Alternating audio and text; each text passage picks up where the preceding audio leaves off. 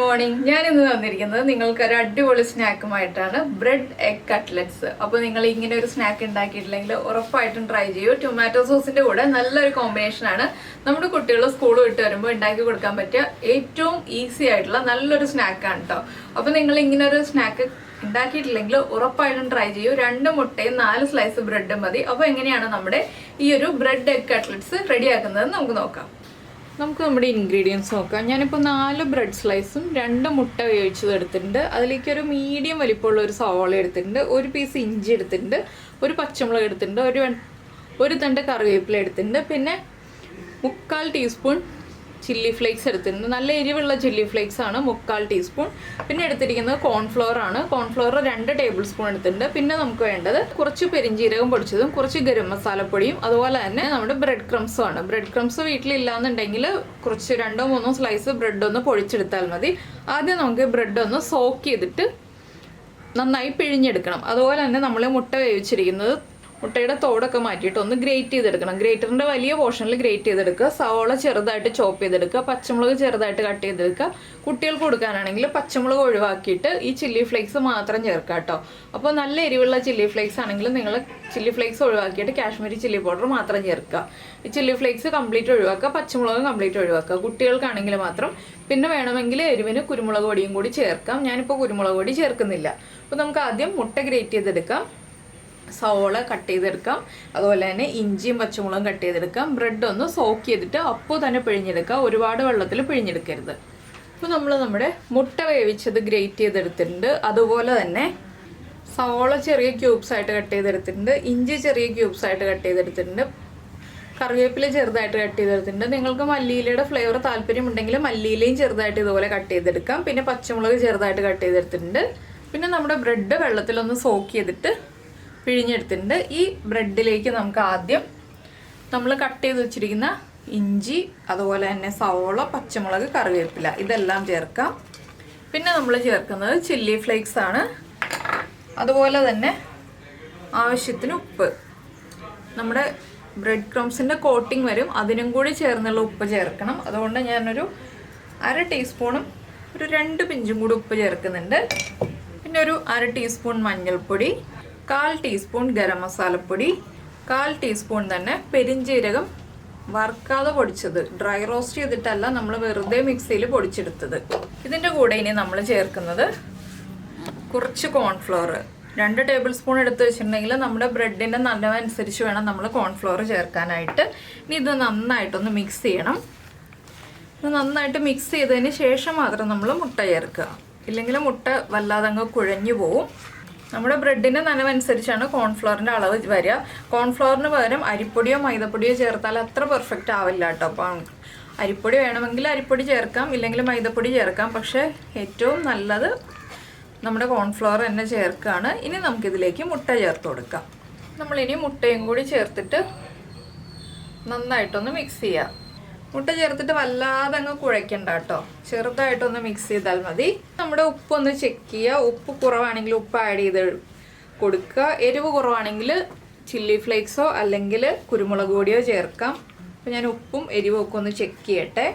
ഉപ്പ് കണ്ടോ, നമ്മുടെ മിക്സ് കറക്റ്റായിട്ടുണ്ട്. ഇനി നമുക്ക് ഇഷ്ടമുള്ള ഷേപ്പിൽ റെഡിയാക്കി എടുക്കാം. ഞാനിപ്പോൾ റൗണ്ട് ഷേപ്പിലാണ് ആക്കിയെടുക്കുന്നത്, കുറച്ച് തിക്നെസ്സോടുകൂടി. അപ്പോൾ നമ്മുടെ മുട്ടയുടെ വൈറ്റ് ഇതുപോലെ തന്നെ ഇരിക്കും, നമ്മുടെ മുട്ടയുടെ യെല്ലോ പോർഷൻ മാത്രം നന്നായിട്ട് മിക്സ് ആയിരിക്കും. ഇനി നമുക്കിത് റൗണ്ട് ഷേപ്പിലാക്കിയെടുക്കാം.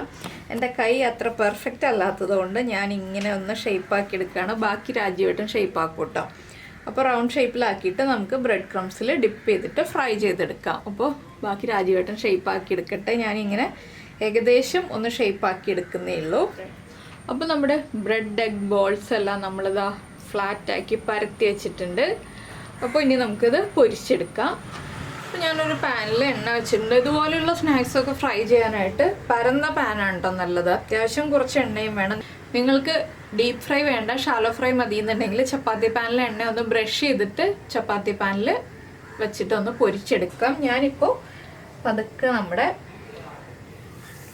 ബ്രെഡ് എഗ് കട്ട്ലറ്റ്സ്, സാധാരണ ശരിക്കും ബ്രെഡ് എഗ് കട്ട്ലറ്റ് ആണിത്. ഞാനിങ്ങനെ പേരെന്തിടും എന്നിങ്ങനെ ആലോചിച്ചുകൊണ്ടിരിക്കുകയായിരുന്നു. അപ്പോൾ 4 എണ്ണം ഇട്ടിട്ട് ഫ്രൈ ചെയ്തെടുക്കാൻ പോവാണ്. ഈ ഒരു അളവിൽ ചെയ്യുകയാണെങ്കിൽ 8 എണ്ണം നമുക്ക് ഒരുമിച്ച് ഉണ്ടാക്കാനുള്ള ക്വാണ്ടിറ്റി ഉണ്ടാവുള്ളൂ. ഒരുപാട് ക്വാണ്ടിറ്റി ഇല്ല. 2 മുട്ടയും 4 സ്ലൈസ് ബ്രെഡും അല്ലേ നമ്മൾ എടുത്തിട്ടുള്ളൂ. ഇത് ഒരുപാട് സമയം എടുക്കില്ല കേട്ടോ കുക്കാവാനായിട്ട്. ആ ബ്രെഡ് ക്രംസ് കുക്കാവാനുള്ള സമയം എടുക്കുള്ളൂ. ബ്രെഡൊക്കെ ഓൾറെഡി കുക്ക്ഡ് ആണല്ലോ. പിന്നെ നമ്മളൊന്ന് സോക്ക് ചെയ്തതിൻ്റെ ആ ഒരു ചെറിയ നനവുണ്ട്, അതും കൂടി ഒന്ന് കുക്കായി വരാനുള്ള സമയം എടുക്കുള്ളൂ. ഒരുപാട് കുക്കിംഗ് ടൈം ഇല്ല, വേഗം തന്നെ കുക്കാവും. ചെറിയ ബർണറിൽ ഹൈ ഫ്ലെയിമിൽ വെച്ചിട്ടാണ് ഞാൻ കുക്ക് ചെയ്യുന്നത്. വലിയ ബർണറിൽ വെച്ച് കുക്ക് ചെയ്യരുത്, വല്ലാതെ കരിഞ്ഞു പോകും.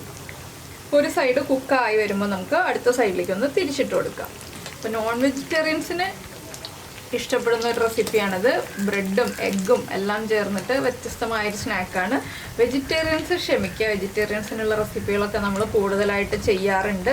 നോൺ വെജിറ്റേറിയൻസിനുള്ള റെസിപ്പികളാണ് കുറച്ച് ചെയ്യുന്നത്. അപ്പോൾ ഇടയ്ക്ക് നമ്മൾ നോൺ വെജിറ്റേറിയൻസിനെയും കൂടി കൺസിഡർ ചെയ്യണ്ടേ.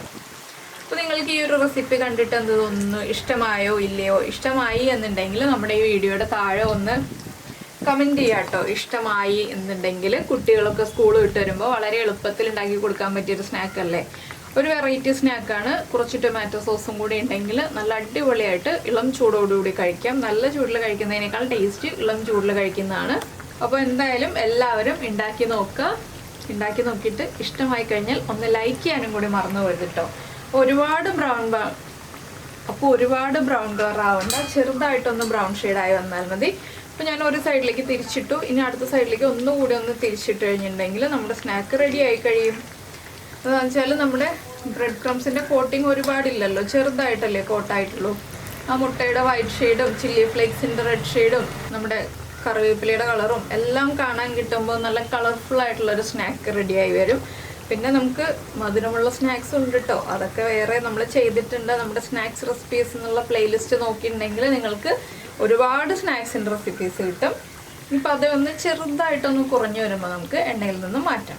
പിന്നെ ഇപ്പോൾ കർക്കിടക മാസമാണ്. നമ്മുടെ മരുന്ന് കഞ്ഞി അല്ലെങ്കിൽ ഉലുവ കഞ്ഞി, കർക്കിടക കഞ്ഞി, ഇതിൻ്റെയൊക്കെ റെസിപ്പികളൊക്കെ കാണാത്ത ആരെങ്കിലുമൊക്കെ ഉണ്ടെങ്കിൽ കർക്കിടക കഞ്ഞിയുടെ റെസിപ്പിയൊക്കെ ഒന്ന് കണ്ട് ആ റെസിപ്പികളൊക്കെ ഒന്ന് ഫോളോ ചെയ്തോളൂ. കഴിക്കുകയാണെങ്കിൽ 3 ദിവസം അല്ലെങ്കിൽ 5 ദിവസം അല്ലെങ്കിൽ 7 ദിവസം 9 ദിവസം അങ്ങനെ ഒറ്റ ദിവസങ്ങളായിട്ട് കഴിക്കണം. ഇരട്ട ദിവസങ്ങളായിട്ട് കഴിക്കരുത്, അതുമാത്രം പ്രത്യേകം ശ്രദ്ധിക്കുക. അപ്പോൾ ഇതാ നമ്മുടെ സ്നാക്ക് റെഡിയായി വന്നുകൊണ്ടിരിക്കുകയാണ്. ഒരുപാട് സമയം എടുക്കില്ല. കോൺഫ്ലവർ ചേർത്തത് കൊണ്ട് തന്നെ കുറച്ച് ക്രിസ്പി ആയിരിക്കും, പക്ഷേ നല്ല സോഫ്റ്റും ആയിരിക്കും. പുറമേ കുറച്ച് ക്രിസ്പി ആയിരിക്കും, ഇൻസൈഡ് നല്ല സോഫ്റ്റ് ആയിരിക്കും. അപ്പോൾ മുട്ട ഉള്ളതുകൊണ്ടാണ് കേട്ടോ ഈ ഒരു പതഞ്ഞ് വരുന്നത്. മുട്ട നമ്മൾ എണ്ണയിലേക്ക് ഇടുമ്പോൾ ഇങ്ങനെ പതഞ്ഞ് വരും. അത് നിങ്ങൾ പ്രത്യേകം ശ്രദ്ധിക്കുക. മുട്ടയും ബ്രെഡ് ക്രംസും കൂടി ഉള്ളതുകൊണ്ടാണ് ഇങ്ങനെ പതഞ്ഞ് വരുന്നത്, വേറെ ഒന്നുമല്ല. അതുപോലെ തന്നെ 2 ടൈപ്പ് എണ്ണ യൂസ് ചെയ്യുകയാണെങ്കിലും പതഞ്ഞ് വരും. ഞാനിപ്പോൾ ഒറ്റ ടൈപ്പ് എണ്ണ മാത്രമേ യൂസ് ചെയ്യുന്നുള്ളൂ. നിങ്ങൾ 2 ടൈപ്പ് എണ്ണ ഒരുമിച്ച് യൂസ് ചെയ്യുകയാണെങ്കിൽ പതഞ്ഞ് വരും. അത് യൂസ് ചെയ്തിട്ട് ഒരിക്കലും ഒറ്റ ടൈപ്പ് എണ്ണ മാത്രം യൂസ് ചെയ്യുക. ഇനി നമുക്ക് എണ്ണയിൽ നിന്ന് മാറ്റാം. ഇത്രയും മതി. നമുക്കൊരു കിച്ചൺ പേപ്പറിലേക്ക് മാറ്റിയെടുക്കാം. ഇതൊരു കിച്ചൺ പേപ്പറിലേക്ക് മാറ്റിയിട്ട് ഒരു 10 മിനിറ്റ് കഴിഞ്ഞിട്ട് നമുക്ക് സെർവ് ചെയ്യാം. ഇനി നമുക്ക് അടുത്ത ബാച്ചും ഇതുപോലെ തന്നെ ഫ്രൈ ചെയ്തെടുക്കാം. അപ്പോൾ നമ്മുടെ ബ്രെഡ് എഗ് കട്ട്ലറ്റ്സ് എല്ലാം എന്താ റെഡി ആയി കഴിഞ്ഞു. ഞാൻ കുറച്ച് വെച്ചിട്ടുള്ളൂ, ബാക്കിയുള്ളത് ഫ്രൈ ചെയ്ത് വെച്ചിട്ടുണ്ട്. അപ്പോൾ എല്ലാവരും ടൊമാറ്റോ സോസിൻ്റെ കൂടെ ചേർത്ത് കഴിക്കുക. കഴിച്ചിട്ട് നിങ്ങളുടെ അഭിപ്രായം താഴെ കമൻറ്റ് ചെയ്യുക. നമുക്ക് നമ്മുടെ അടുത്ത റെസിപ്പിയുമായിട്ട് അടുത്ത ദിവസം വീണ്ടും കാണാം.